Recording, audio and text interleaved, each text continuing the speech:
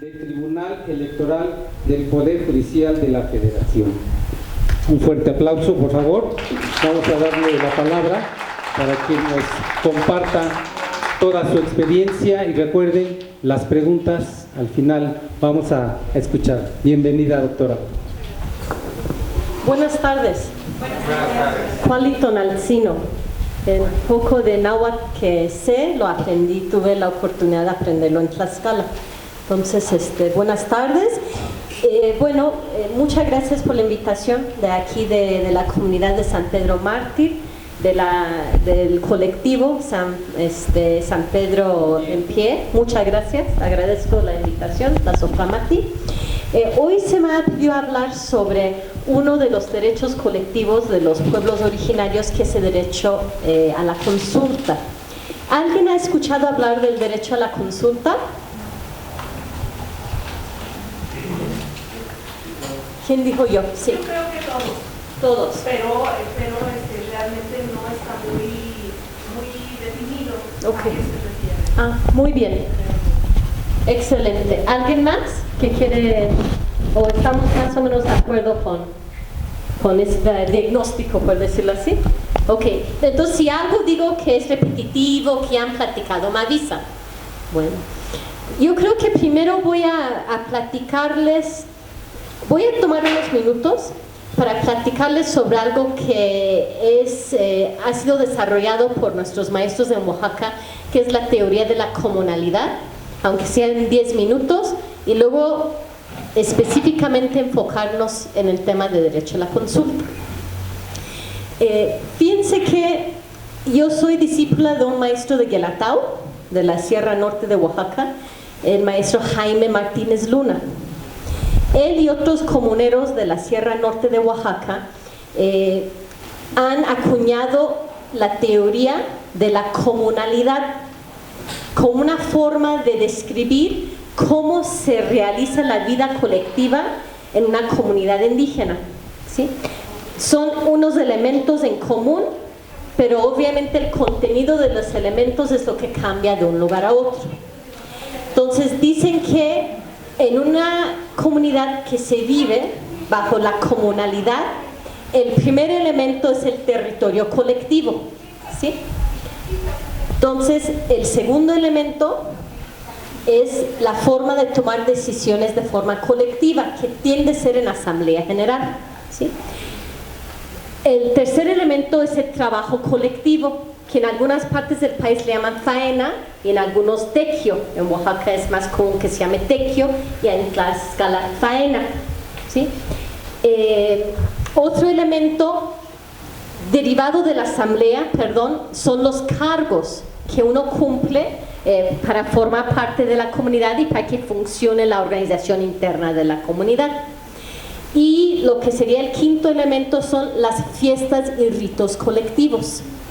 Entonces, lo que dicen nuestros maestros es que, por ejemplo, el maestro Jaime Martínez Luna es antropólogo, fue de Oaxaca a estudiar antropología a la Universidad Veracruzana, a Jalapa, es maestro en antropología, y dice que las teorías que estudiamos como se basan en una realidad distinta que lo comunal, que lo comunitario, sea la democracia, incluso sea el comunismo, no reflejan nuestra realidad. Entonces, por eso ellos acuñaron esta idea, esa teoría, la comunalidad, para que se podrían tener términos propios para describir lo propio, lo nuestro versus lo ajeno, ¿sí? Entonces, si tomamos como ejemplo cualquier comunidad, vamos a pensar que yo quiero entender cómo se vive la vida colectiva en alguna de las comunidades de Milpalta, ¿no?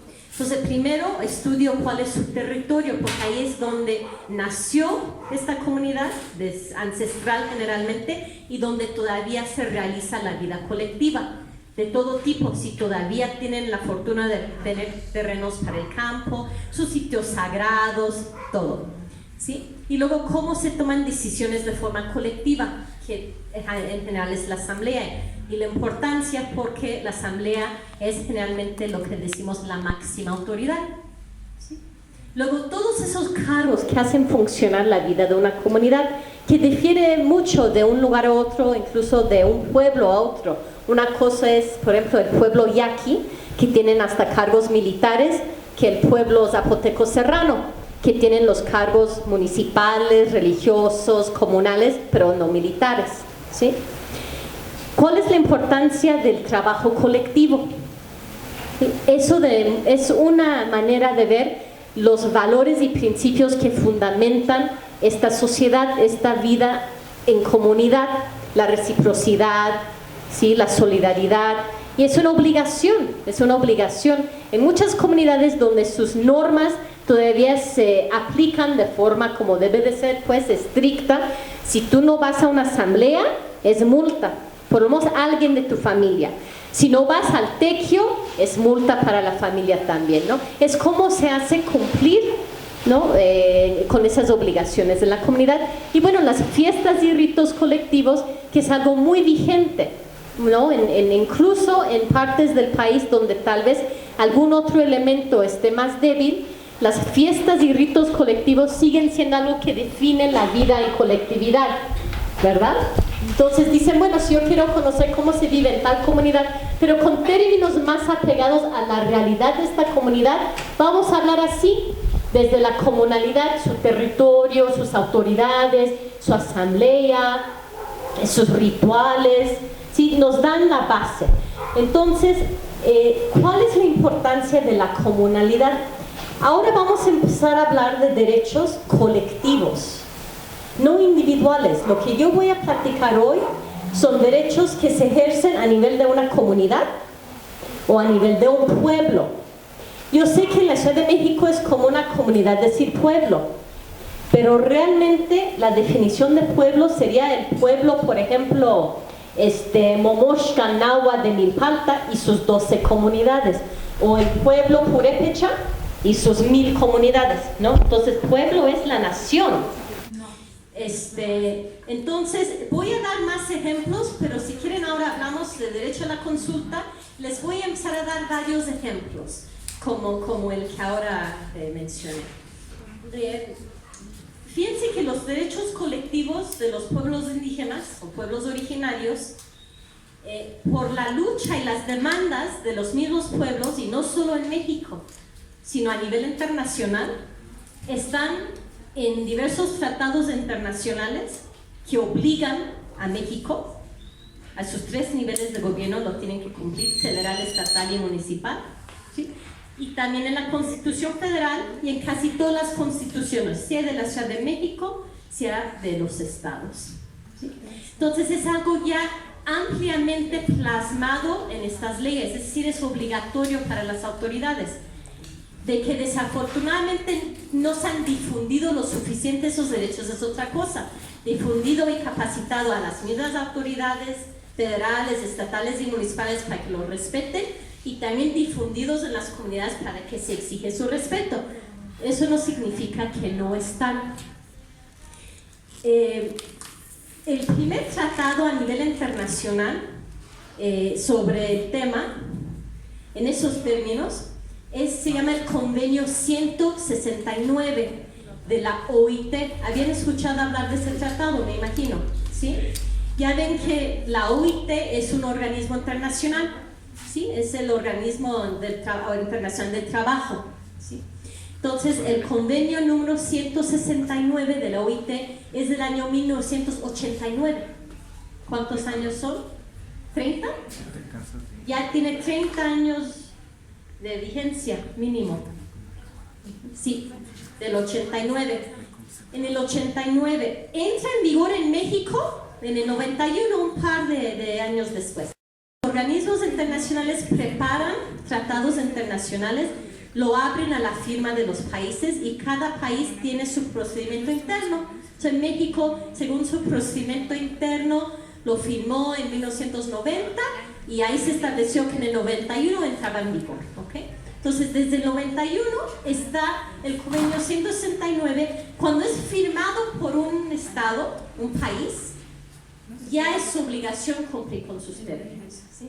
Entonces, sobre el derecho a la consulta, por decir su origen en las leyes es en el derecho internacional, y en el convenio 169.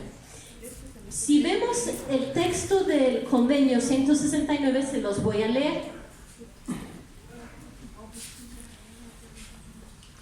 El artículo 19 del convenio 169 de la OIT dice: los estados, en ese caso el Estado mexicano, ¿sí?, los estados celebrarán consultas y cooperarán de buena fe con los pueblos indígenas interesados por medio de sus instituciones representativas antes de adoptar y aplicar medidas legislativas y administrativas que los afecten, para obtener su consentimiento libre, previo e informado. Entonces quiero que veamos bien otra vez. Los estados, es obligación de los estados, celebrarán consultas y cooperarán de buena fe. Ese es el primer principio que rige el derecho a la consulta, que es obligación del Estado y que se debe realizar de buena fe. ¿Sí? Y después dar, sí o no, su consentimiento. ¿Y cómo debe ser ese consentimiento? Dice: libre, sin coacción, jamás violencia, libre. Entonces, buena fe, libre, previo, no es después, porque tuve que ir a luchar a la Suprema Corte, está a medias ya el proyecto, la Suprema Corte lo manda a que se suspenda. No es así, debe ser antes de que se empiece a implementar. Esa es la parte previa. ¿Sí? He informado, la información que necesiten, las veces que necesiten pedir información. Entonces, esos son los primeros elementos mínimos de derecho a la consulta. Entonces, y viene aquí en el convenio 169. ¿Cuál es lo importante? El derecho a la consulta se va entendiendo en conjunto con otros derechos. O sea, aquí dice, se debe consultar, el Estado debe consultar a los pueblos originarios cada vez que quieren adoptar una ley o medida administrativa que les pueda afectar. ¿Sí?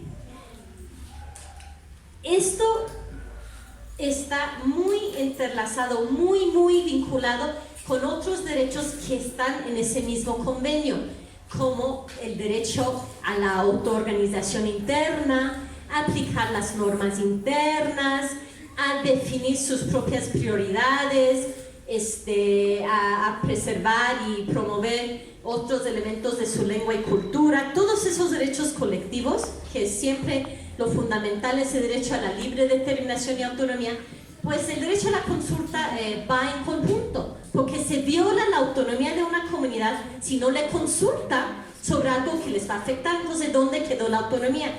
¿Dónde quedó el respeto a la autoorganización interna?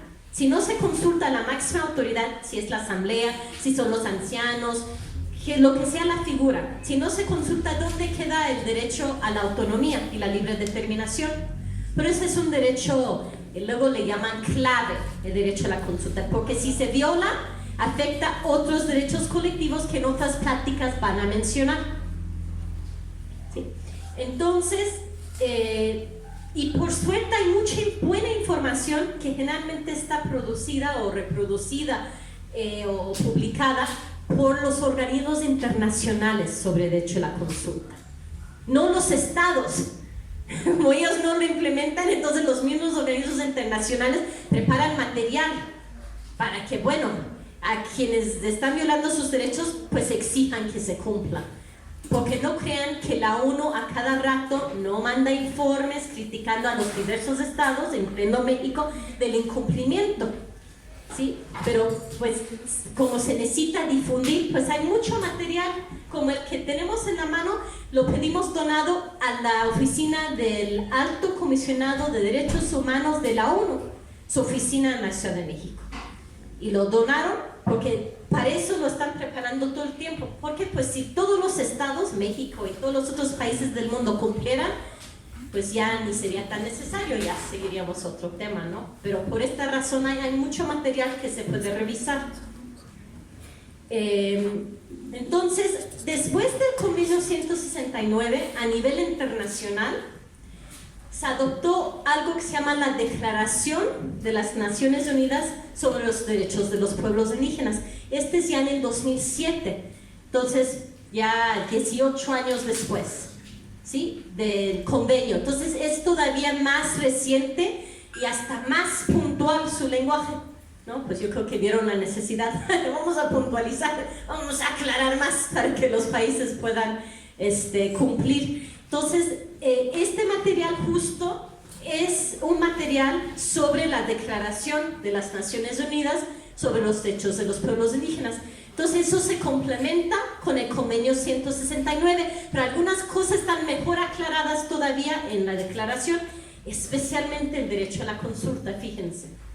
Ya leímos lo que está en el convenio, que aparentemente está muy claro, ¿no? Pero bueno, se volvió a rematar en la declaración con otras cosas que también se aclararon: derecho a la libre determinación y autonomía y muchas cosas que aquí se describen. Entonces vamos a ver en la página 6 del libro, podemos ir al artículo 19. Si lo ubicamos, página 6, abajo, artículo 19. Ok. Entonces, aquí dice, ¿quién me ayuda? Dale lectura aquí al artículo 19. Artículo 19. Los estados celebrarán consultas y cooperarán de buena fe con los pueblos indígenas interesados por medio de sus instituciones representativas antes de adoptar y aplicar medidas legislativas o administrativas que los afecten, a fin de obtener su consentimiento libre, previo e informado. Entonces es muy parecido, ¿verdad, doctora?, a lo que dice el convenio. Sí. Lo que es importante es, vamos a ver cómo aquí mismo nos muestran que este derecho va entrelazado con otros derechos. ¿Quién me ayuda con los artículos 3 y 4 que están arriba, que hablan de la libre determinación? Por algo en el material pusieron estos artículos junto con el 19 para mostrar que el derecho a la consulta está aquí relacionado también con el derecho a la libre determinación. Porque miren, si van atrás a la página 5, este capítulo aquí está dedicado: el derecho a la consulta, autonomía, autodeterminación y autogobierno. Los están vinculados. Si tú respetas mi forma de organización y de gobierno, mi libre determinación, mi autonomía, pues me debes de consultar. Está ligado, ¿verdad? Entonces, ¿quién nos va a leer los artículos anteriores 3 y 4 para ver su relación con el artículo 19? Artículo 3. Los pueblos indígenas tienen derecho a la libre determinación. En virtud de ese derecho, determinan libremente su condición política y persiguen libremente su desarrollo económico, social y cultural. Artículo 4. Los pueblos indígenas, en ejercicio de su derecho de libre determinación, tienen derecho a la autonomía o al autogobierno en las cuestiones relacionadas con sus asuntos internos y locales, así como a disponer de los medios para financiar sus funciones autónomas. ¿Por qué creen que pusieron este último renglón? Así como a disponer de los medios para financiar sus funciones autónomas.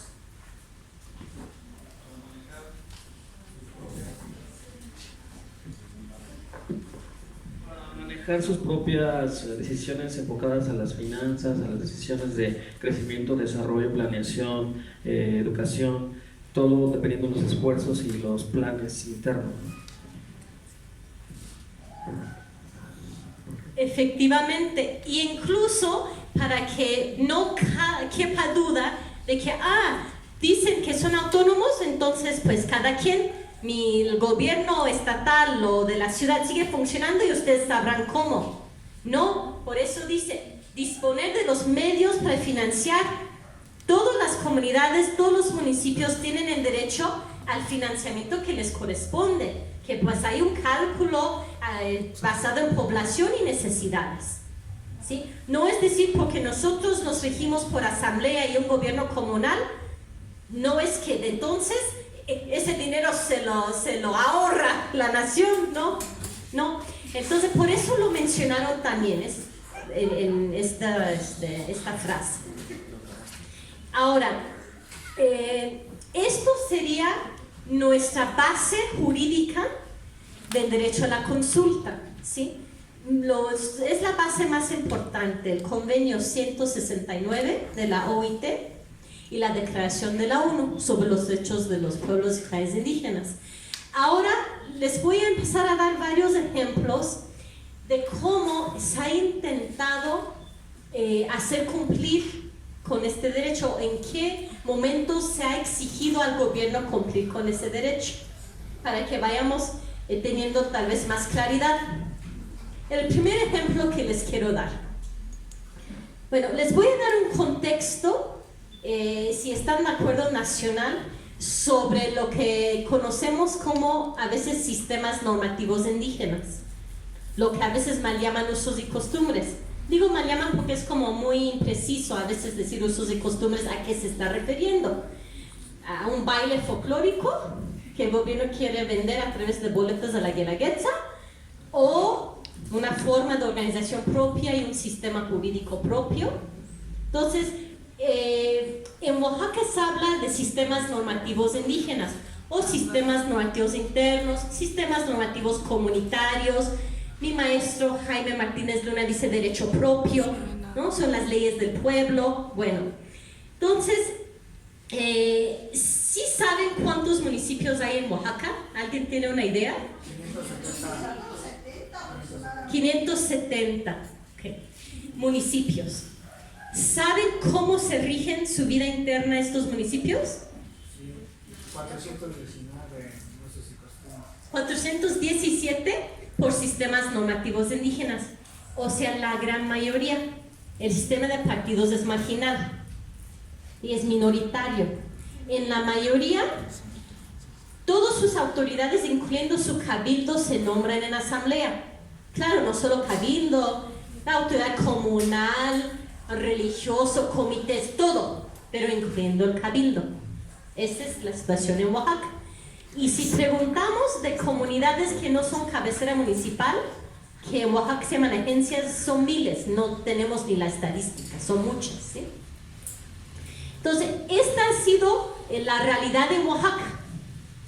Pero en el resto del país lo que ha pasado es que tienden en las cabeceras municipales regirse por partidos, pero las comunidades se rigen por su sistema normativo propio, por la comunalidad, por su estructura de gobierno propio. Pero esto se queda como invisibilizado, porque la gente ve gobierno federal, estatal y ve como hasta el municipio, ¿no?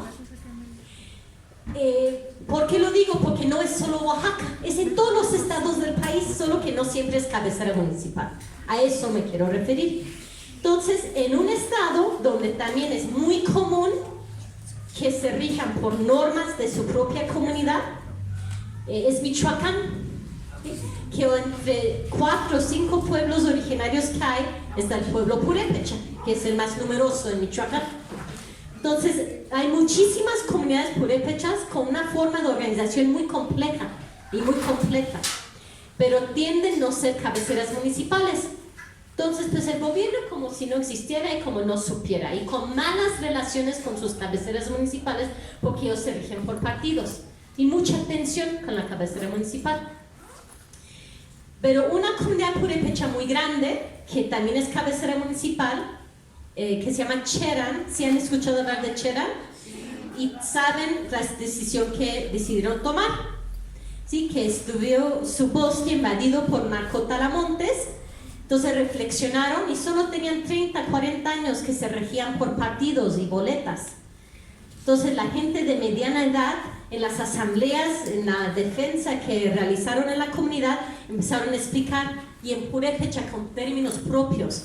Antes quien tenía que tener el cargo en la comunidad debería ser, y los términos en purépecha, que es parecido a decir respetable, honorable, ¿no? Etcétera, etcétera.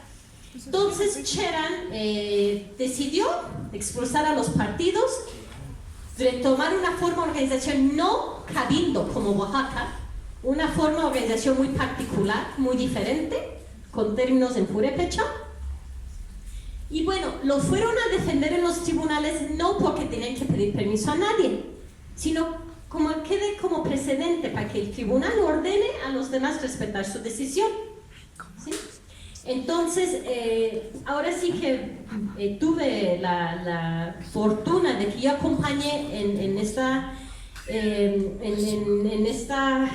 lucha, por decirlo así, en este movimiento, en la parte jurídica, porque uno de mis maestros más grandes de vida era comunero de Cherán, en paz descanse, Tatirineo Rojas Hernández.